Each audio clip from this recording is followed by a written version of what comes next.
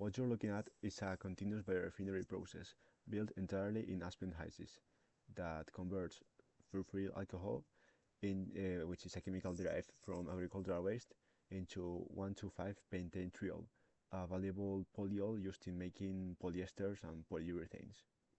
The challenge with this molecule is that every conventional route to it involves breaking this carbon-oxygen bond in the Furfuryl ring, and this is a reaction that needs extreme conditions and produces a mess of byproducts.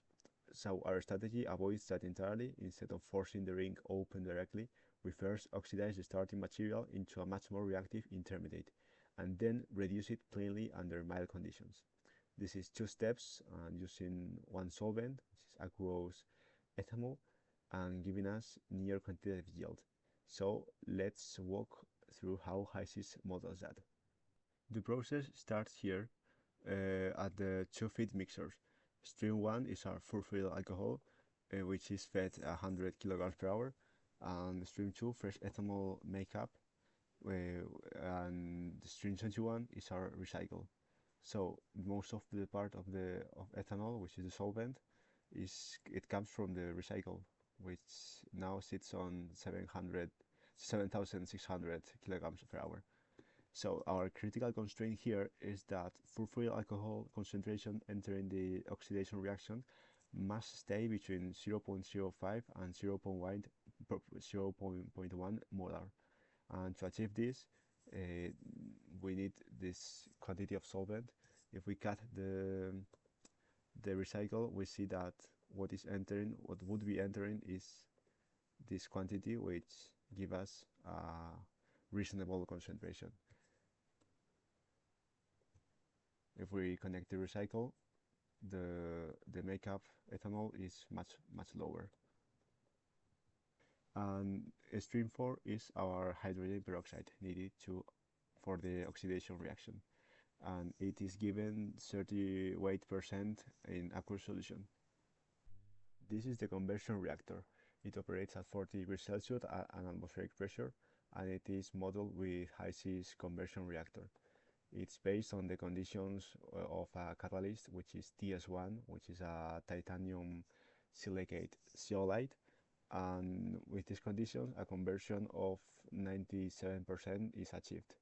The outlet includes this product intermediate and also an important part of a hydrogen peroxide, which will later cause an important challenge because we need to operate with a bit of excess of this reactant, which will give us the oxygen needed for the oxidation.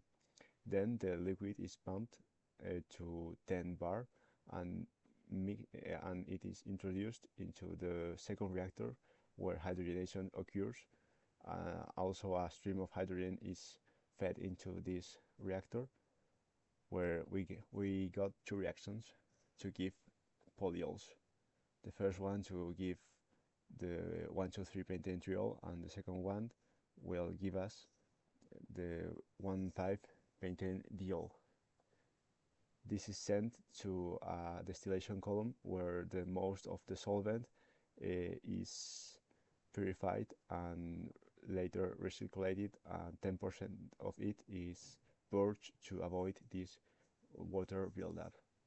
Finally, the bottom stream is sent into another distillation column which operates at vacuum in order to separate the polyol of interest, which has a high boiling point around 300 Celsius. The stream is composed mainly of this pentanetriol, but also water and hydrogen peroxide and the diol. So when the column is converged, however, we see that the final product that would have to be this stream is pentanetriol for most of the part, but also includes an important part of hydrogen peroxide and also the diol. The hydrogen peroxide should be removed with this one step. However, it's not possible with this, at least with this model of thermodynamic model, and also the second diol should be removed using a second column and vacuum conditions.